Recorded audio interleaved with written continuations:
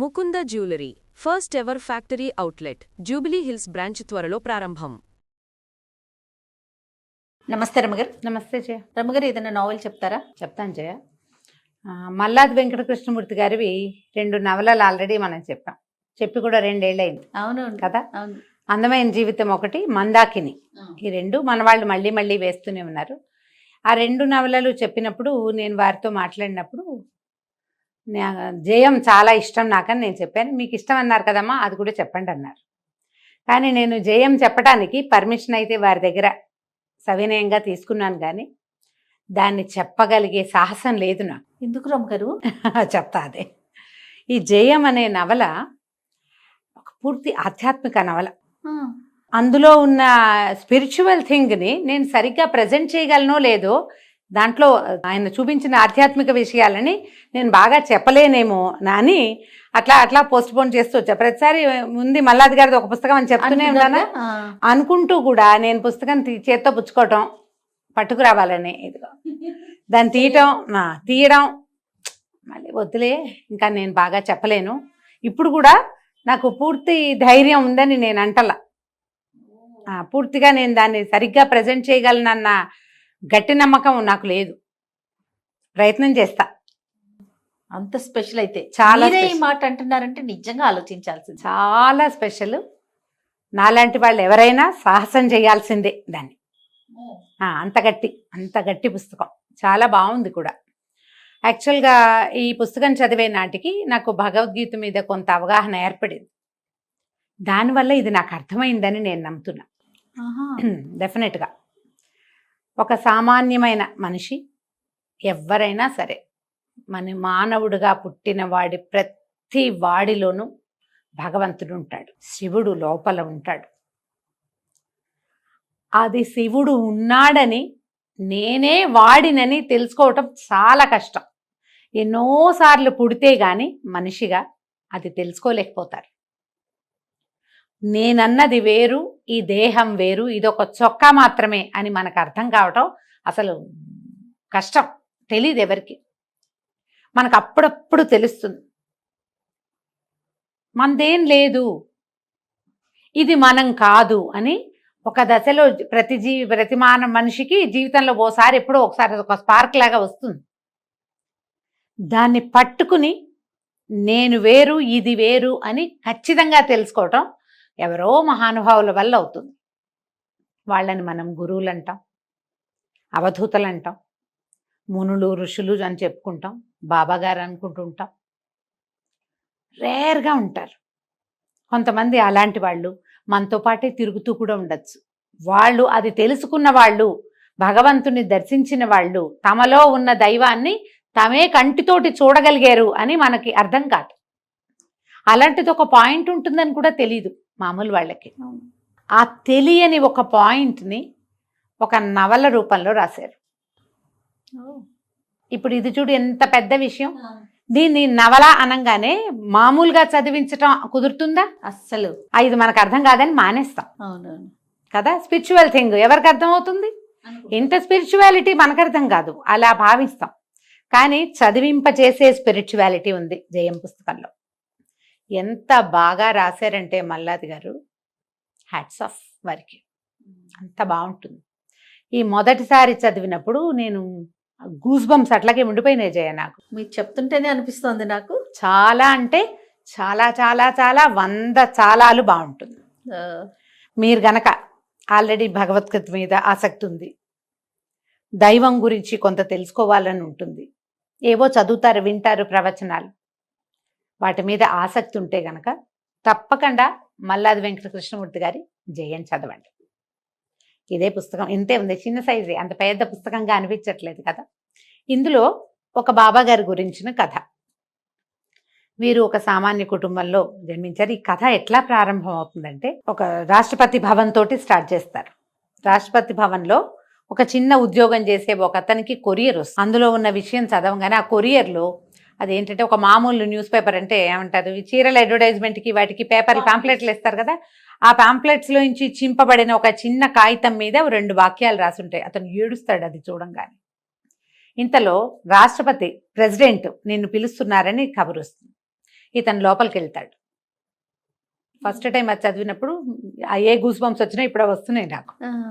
అయితే ఈ రాష్ట్రపతి ఇతను లోపలికి వెళ్ళేసరికి ఆయన కళ్ళు తడిగా ఉంటాయి, ఇతను కూడా అదే భావోద్వేగంలో ఉన్నాడని ఆయనకు అర్థమవుతుంది.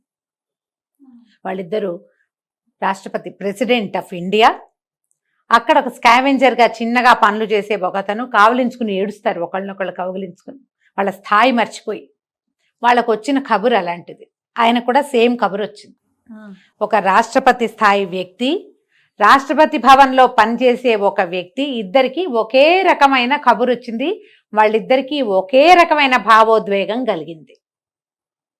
ఇలాంటి కబుర్లు చాలా మందికి వెళ్తాయి. కథా ప్రారంభంలో మనకు అది కనపడుతుంది. శివబాబా ఆయన లింగైక్యం చెందబోతున్నారు, జీవితాన్ని చాలించబోతున్నారు అనేది ఆ కబురు. వీళ్ళు ఒక 26-27 మంది ఆయన శిష్యులు భారతదేశంలో చాలా అనిపక్కలా ఉన్నారు. వీళ్ళందరికీ తలా ఒక రకంగానూ కబురు వెళ్తుంది. ఒక్కొక్కళ్ళకి ఆయనే కనపడి నేను వెళ్ళిపోతున్నాను శివ నువ్వు రా అని పిలిచినట్టు కూడా కనపడుతుంది. గురువులు ఇలా మాట్లాడడము అనేది మనం కొన్ని కథల్లో, ఆధ్యాత్మిక కథల్లో చూస్తాం. చెవిలో వినపడినట్టు, గురువుగారు చెప్పినట్టు, కళలో స్వప్న దర్శనం ఇచ్చినట్టు, అట్లా ఒక్కొక్క శిష్యుణ్ణి చూపిస్తారు. వీళ్ళందరూ కలిసి ఆ ఊరు వెళ్తారు. హైదరాబాదు నగర శివార్లలో ఉన్న ఊరు మణికొండ గ్రామం అని చెప్తారు. మణికొండ ఆ ఊరు పేరే అది. అక్కడ ఒక చిన్న కుటీరం, అక్కడ ఒక బాబాగారు శివబాబా అని పిలుస్తారు. ఆయన ఇంకొక 2 రోజుల్లో ఈ శరీరాన్ని నేను వదిలి వెళ్ళిపోతాను అని వీళ్ళందరికీ తెలియజేస్తారు. అదంతా చాలా పరమ దుఃఖంలో ఉంటారు. ఆయన గురించి కూడా కొంచెం చిన్న బ్రీఫ్ ఇది ఇస్తారు. వస్త్రాలు లేవు వారికి, దిగంబరంగానే ఉంటారు. ఆవు పాలు మాత్రమే సేవిస్తారు, అంతే ఆహారం.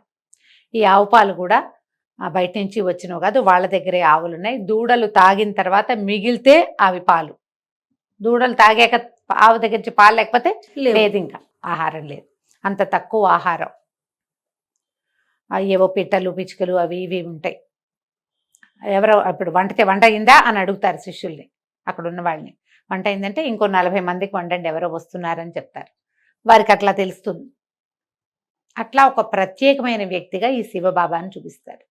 ఈయన త్వరలో 1-2 డేస్లో వారు వెళ్ళిపోబోతున్నారు కాబట్టి ఈ శిష్యులందరూ చేస్తారు. మహా దుఃఖంలో ఉంటారు. గురువు లేకపోతే, గురువే కదా మనకి దారి చూపించేవాడు.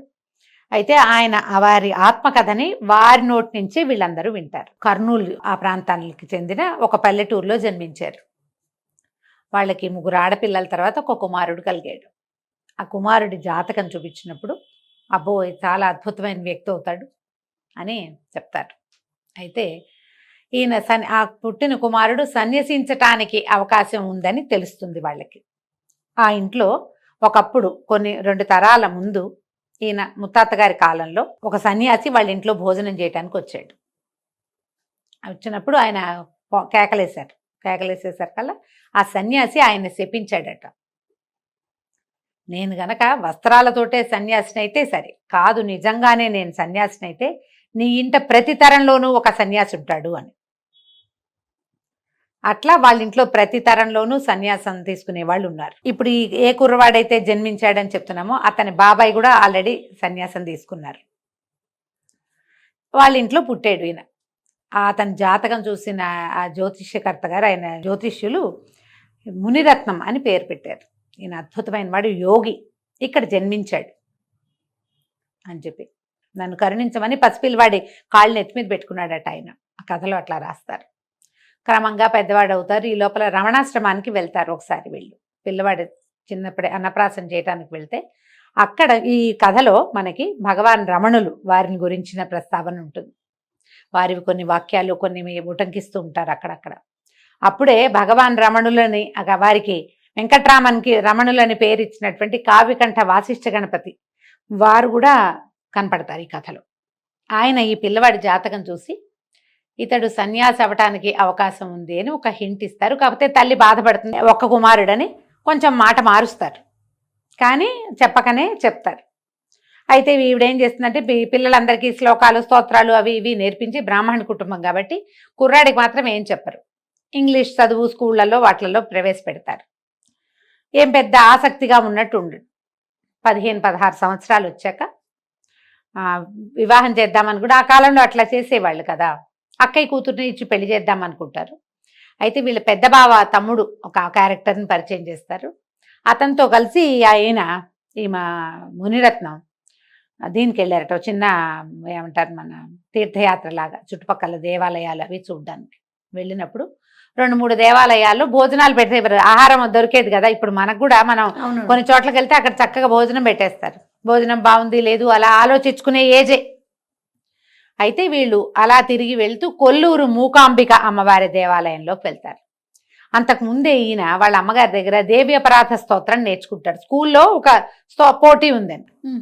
దేవి అపరాధ స్తోత్రం చక్కగా నోటికి వచ్చి ఉంటుంది. ఇంకా కొన్ని స్తోత్రాలు వచ్చు, స్కూల్ కోసం నేర్చుకున్నదే. నిజానికి వాళ్ళ అమ్మగారు ఈ పిల్లవాడిని దేవాలయాలకి తిప్పటాలు అవి ఏం పెద్దగా చేయలే. ఆ భయంతో క్రమంగా ఆవిడకి ఆ భయం కూడా పోయింది. కానీ కొల్లూరు మూకాంబిక దేవాలయంలోకి వెళ్ళేసరికి ఆ అమ్మవారిని చూసేసరికి ఇతను మైమర్చిపోయి అక్కడ ఈ దేవి అపరాధ స్తోత్రం చదివి గుళ్ళో నుంచి బయటికి రావాలనిపి ఆమెలో ఉండిపోవాలి, అక్కడే ఉండిపోవాలి, గుళ్ళోనే ఏడ్చేస్తారు విపరీతంగా. ఈ తీసుకెళ్ళిన వీళ్ళ బావగారు తమ్ముడు తీసుకెళ్ళాడు కదా, అతనికి ఏం చేయాలో తెలియదు, ఈయన ఎట్లా బయటికి తేవాలో అర్థం కాదు. ఒక రోజున్నరలో అతను ఎంత మారిపోతాడంటే ఆహారం అవసరం. అంతకుముందు పచ్చడి బాగలేదు, కూర బాగలేదు లాంటి ఆలోచనలు ఉన్న యువకుడు, ఈ 16-17 ఏళ్ళ అబ్బాయి ఒక్క పూటలో ఒక్క దర్శనం మాత్రంతో చేంజ్ వచ్చేస్తుంది. ఇంటికి తీసుకొచ్చాక అబ్బాయి ఇట్లా చేశాడని గుళ్ళో చెప్తారు. చెప్తే వాళ్ళ అమ్మ నాన్న ఏమిట్రా అలా ఎందుకురా, ఏమిట్రా నాయన అంటే, నాకు రాబుద్ధి కాలేదు, అక్కడే ఉండాలనిపించింది, నాకు ఎందుకో అలా అనిపించింది, ఆమెను వదిలిపెట్టి రావాలని నాకు అనిపించలే అనేసరికి వీళ్ళకి భయం వస్తుంది.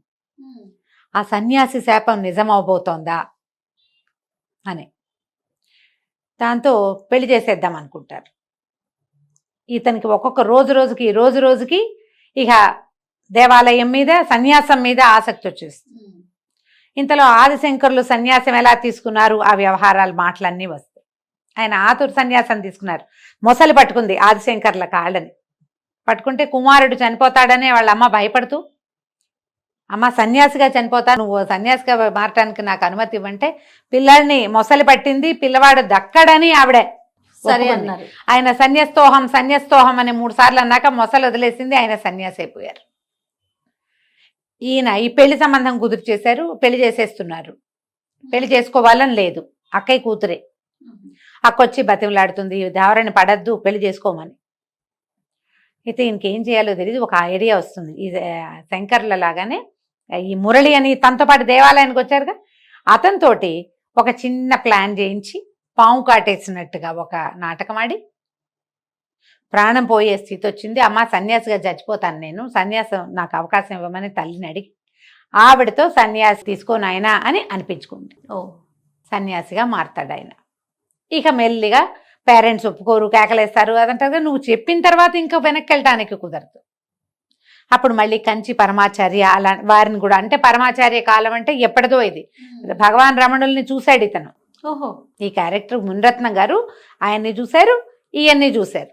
అంటే మనకంటే ముందు తరాల్లో ఉన్నట్టు కదా. అయితే కంచి అక్కడికి వెళ్ళారు. వెళ్తే ఆయన ఏమన్నారు, ఒకసారి సన్యాసం అన్న తర్వాత ఇంకా కుదరదు, పర్వాలేదు, ఈ బాబాయ్ ఆల్రెడీ సన్యాసం పుచ్చుకుని ఉన్నారు కదా, ఆయనది ఒక కుటీరం ఉంది వీళ్ళింటి దగ్గరే, అందులో ఉండనివ్వండి, ఏదైనా చదువు, ఏదో ఇంకో చదువుకుంటాడు, బాబాయ్ పుస్తకాలు ఉన్నాయి. క్రమంగా ఆయనకి ఇంట్లో ఉండబుద్ధి కాదు. 17-18 సంవత్సరాలు ఇక్కడి నుంచి వెళ్ళి రుద్రకోటేశ్వర స్వామి దేవాలయం, ఈ కర్నూలు చుట్టుపక్కల గ్రామాలని చూపిస్తారు, రాయలసీమ చుట్టుపక్కల. అక్కడ కొంతకాలం ఉంటారు. అక్కడి నుంచి ఇంకో చోటకి మారుతూ క్రమంగా ఈయనలో ఆధ్యాత్మిక ప్రగతి వస్తుంది. మనం సన్యాసం పుచ్చుకోవటం అంటే ఏమిటి, చాలామంది సన్యాసుల్ని మనం చూస్తాం, అసలు అది ఏమిటో ఇందులో మనకు తెలియజేస్తారు. పోనీ మళ్ళీ ఇది బోర్ కొట్టదు. ఎట్లా ఆయన తనే దైవంగా ఎలా మారారో, ఎట్లా ఈ జీవాత్మ పరమాత్మ తత్వంగా మారాడో మనకి క్లియర్గా చూపిస్తారు. రకరకాల వ్యక్తులు, ఈయనకి తర్వాత ఈ కుండలిని యోగం వారికి ఎట్లా లభించింది, కుండలిని యోగాన్ని కూడా ఎంత బాగా చెప్పారు, చాలా వివరంగా. ఎలాంటి దశలు దాటుతుంటే వ్యక్తుల్లో ఎలాంటి వికారాలు వస్తాయి మనం చూస్తుంటాం జయ. ఇది అసందర్భం కాదేమో అనుకుంటున్నా కానీ సాధారణంగా ఇట్లా సాధనలో ఉన్నవాళ్ళు సాధన ముందుకు వెళ్తుంటే కొంతకాలానికి ఒక రకమైన శక్తులు వస్తాయి వాళ్ళకి, ప్రతి వాళ్ళకి, ఆ సాధకులకి వచ్చినప్పుడు ఏం చేస్తారంటే ఆ శక్తి ప్రదర్శనలోకి దిగుతారు. చుట్టూతా ఉన్న సమాజం వారిని ప్రొవోక్ చేస్తుంది, పాపం సాధన ఆగిపోతుంది. అవునండి, మనం గమనిస్తూ ఉంటాం. అద్భుతమైన శక్తులు ఉన్నట్టుగా తోస్తుంది వాళ్ళకి. పూర్తి విద్య సాధన గనక పూర్తయ్యి వాళ్ళు భగవద్ దర్శనమే చేసి సహస్రారానికి ఆ కుండలిని గనక చేరితే అసలు ఈ ప్రదర్శన రాదు, అహంకారం రాదు, ఇంకేం ఉండదు అక్కడ. కానీ ఈ మధ్య మార్గంలో అది చాలా వికారాలకి కూడా గురి చేస్తుంది సాధకులు. అవును, అక్కడ ఆగిపోతారు.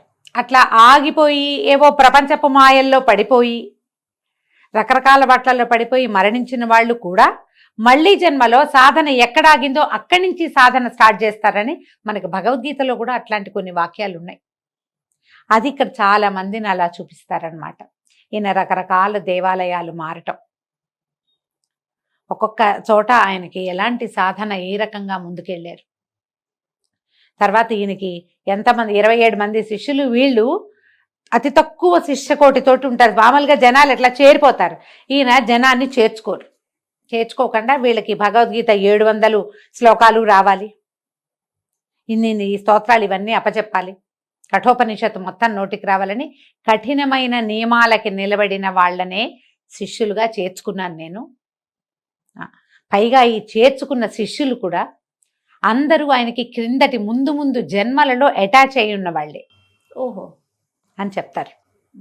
కొన్ని విషయాలు అయితే నిజంగా గూస్బంప్స్ వస్తాయి. జయ, మీకు అలాంటి ఆసక్తి ఉంటే, అసలు ఇది తెలుసుకోవాలి అని ఉంటే చాలా మృదువైన, సింపుల్ అయిన, తేలికైన భాషలో మనకు అర్థమయ్యే లెవెల్లోనే పెద్ద విషయాన్ని కూడా చాలా సింపుల్గా చెప్పేశారు. వరుసగా ద్రాక్ష పళ్ళు నోట్లో వేసుకుంటే తీపందినట్టు అందేస్తుంది.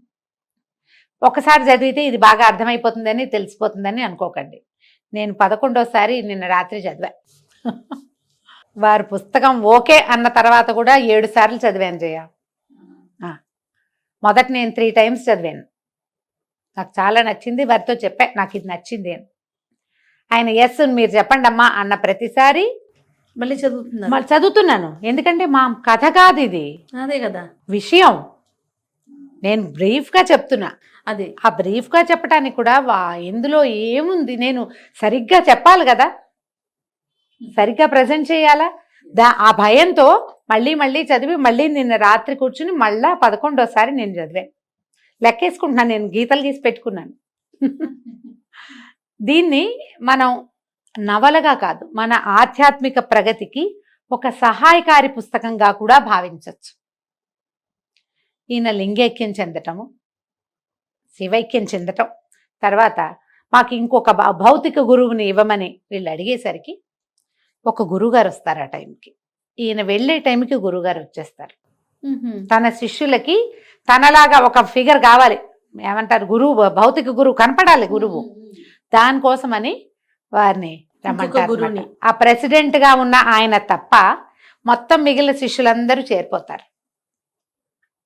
ఆయన రాలేరు. అయితే ఆయనకి, ఆ ప్రెసిడెంట్ గా ఉన్న ఆయనకి, ఈయన వెళ్ళి అక్కడ ఆయనతోటి కాసేపు మాట్లాడి ఆయన్ని సమాధాన పరుస్తారు. మనకు అది చూపిస్తారు. ఈ గురువుల్లో మనకి ఆధ్యాత్మిక ప్రగతి సాధించిన వాళ్ళు ఒకే సమయంలో 3-4 చోట్ల ఉండగలరు. కొంతమంది గురుగారుల గురించి మనం వింటాం, అది చూపిస్తారనమాట. ఆయనతో మాట్లాడి నువ్వు ఇంకా ముందుకెళ్తావు, నువ్వు ఫలానాది చెయ్యి. ప్రతి వాళ్ళకి వాళ్ళు మోక్ష సాధనకే ప్రతి జీవుడు ప్రయత్నిస్తాడు. అది అర్థమయ్యే పుటకొస్తుంది, అర్థం కాని పుటకొస్తుంది. మనం ఎట్లా పుడతామో తెలియదు కదా. మనం అర్థమయ్యే సమాజం, అర్థం చేసుకోగలిగే సమాజం, అర్థం చేసుకోగలిగే పరిస్థితులు అవి ఉన్న చోట మనం పుట్టేమనుకో కొంత తెలుస్తూ ఉంటుంది. ఆ సమాజంలో పుట్టినా కూడా మనం జడంగానే ఉండేవాళ్ళు కనపడతారు కదా. పద్ధతులు, తీర్లు, తెన్నులు పాటించరు, విధానాన్ని పాటించరు, భగవంతుణ్ణి ప్రశ్నిస్తారు, మోక్షం అనేది లేదనుకుంటారు, పునర్జన్మని నమ్మరు. ఇప్పుడు ఉన్నారు కదా ఎథిస్ట్ అంటారు. ఈ ఎథిస్టిక్ గా ఉండడం ఉంది కదా, అది సమాజాన్ని పట్ల ఏం లేదు. వీళ్ళ తలుకు జన్మే వాళ్ళు ఎంత ముందుకెళ్ళారు అనే దాన్ని బట్టి. రుణానుబంధాలు ఉంచుకోకూడదు అనేది కూడా చెప్తుంది పుస్తకం. రుణాలు పెంచుకోకూడదు. ఎంత బ్యూటిఫుల్గా చెప్తారంటే కొన్ని విషయాలు అయితే సింపుల్గానే, చాలా పెద్ద మ్యాటర్. నువ్వు ప్రతిసారి అడుగుతావు, నువ్వు మామూలుగానే ఉండి మీరు ఇలాంటి విషయాలు ఎలా మాట్లాడతారు అని. దానికి ఈ పుస్తకం చాలా సహాయం చేస్తుంది జయ. ఇదొకటే కాదు, ఇలాంటివి చాలా పుస్తకాలు, అందులో ఇదొకటి. నేను కూడా చాలా పెద్ద స్పిరిచువల్ థింగ్ని చదివితే అయోమయంగా అయిపోతాను నేను, అర్థం కాదు. మనకి సులువుగా ఉండే భాష కావాలి కదా, అంతేగా. ఆ సులువైన భాషలో ఈ బుక్ నన్ను ముందుకు వెళ్ళింది. జయం చదివితే మీలో వచ్చే మార్పు మీరు ఖచ్చితంగా తెలుసుకుంటారు. దీని తర్వాత వచ్చిన కొన్ని పుస్తకాలు ఇలాగే ఆధ్యాత్మికంగా ముందుకు తీసుకెళ్లే బుక్స్ రాశారు వారు.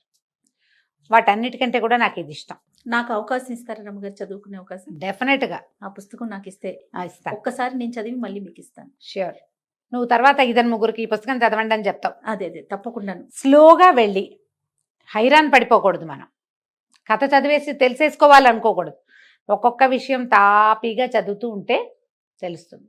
నాకు విశ్వనాథ్ సత్యనారాయణ గారు చాలా ఇష్టం జయ.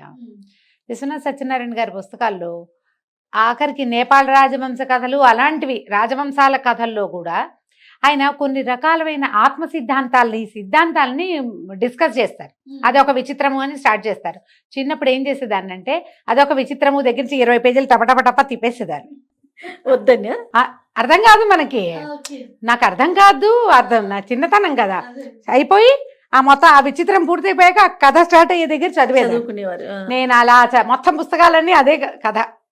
బాగా పెద్దయ్యాక ఐడియాస్ మారిన తర్వాత నేను మిగిలిన పుస్తకాలన్నీ నేను చదివేసినవి. అసలు నేపాల్ రాజవంశ కథలు, తర్వాత ఏమో మొత్తం ఇంచుమించుగా అన్ని కథలు, ఆ పేరు ఈ పేరు అని లేదు, అన్ని పుస్తకాలలో కూడా కాశ్మీరీ రాజవంశ కథలు. అవి కూడా ఇప్పుడు స్టోరీ ఏం చదవను నేను, ఆ విచిత్రం దగ్గర మొదలు పెడతా. ఆ 20 పేజీలో 15 పేజీలో చదివితే కొంచెం బుద్ధి వికసిస్తుంది మనకి. ఎందుకంటే ప్రతి వాళ్ళకి హృదయ కుసుమంలో భగవంతుడు ఉంటాడు. ఆ కుసుమం విరబూస్తేనే తెలుస్తుంది. ఇట్లా మొగ్గలా ఉంటుంది, మొగ్గలా ఉన్నాడు భగవంతుడు. ఆ మొగ్గ ఎప్పుడు వికసించాలి? అందరిలోనూ ఉంది మొగ్గ. అదే కదా, మొగ్గగా ఉంటే కుదరదు కదా. అదే కదా మనం భగవద్ దర్శనం చేయగలిగేది. ఆ వికాసము మనకి ఇలాంటి పుస్తకాల వల్ల వస్తుంది. అందుకనే నేను వీరి దగ్గర ఇది పర్మిషన్ తీసుకున్నాను, సాహసించి 2 ఏళ్ల తర్వాత ఇప్పుడు చెప్పడానికి ట్రై చేశానని భావిస్తున్నా. మీకు ఎంత మటుకు అర్థమైతే అంతవరకు పుస్తకం కొని చక్కగా చదవండి, చాలా విషయాలు తెలుస్తాయి. ఇందులో మనకి రాసింది రమణ మహర్షి గురించి, రామకృష్ణ పరమహంస చెప్పిన వాక్యాలు కొన్ని, చంద్రశేఖరేంద్ర సరస్వతి మహాస్వామి వారు చెప్పినవి, మలయాళ స్వామివి, అట్లా కొంతమంది ఉటంకించినవి వారి వాక్యాలు, అవి కూడా బ్రీఫ్గా కనపడతాయి. ఇన్ని సంవత్సరాల నుంచి మీరు నాకు స్టోరీలు చెప్తా ఉన్నారు, వింటా ఉన్నాను కదా రమ్మగారు. నాకు ఎప్పుడు కూడా మీరు చదివిన బుక్ నేను చదవాలన్న ఆలోచన రాలా. ఎప్పుడైనా తీసుకున్నా కూడా హనీ కోసం తీసుకుంటాను, అంతే. దానికి సంబంధించిన బుక్స్ ఉంటే గనక. ఫస్ట్ టైం మీ ముఖ కవలికలు చూశాక ఖచ్చితంగా ఇది నేను చదవాలి అని అనిపించి మిమ్మల్ని అడుగుతాను. ఇది విన్న వాళ్ళందరూ చదవాల్సిందే. తప్పకుండా రమ్మగారు. Thank you so much. చదివి నేను నా అభిప్రాయం చెప్దు గారు, నాకు వచ్చిన ఫీలింగ్ చెప్తా. అభిప్రాయం అంత పెద్ద పదం కాదు, కానీ నాకు వచ్చిన అనుభూతి ఏదో మీతో షేర్ చేస్తాను. తప్పకుండా. థ్యాంక్ యూ సో మచ్ రమ్మగారు. నమస్తే. నమస్తే జయ.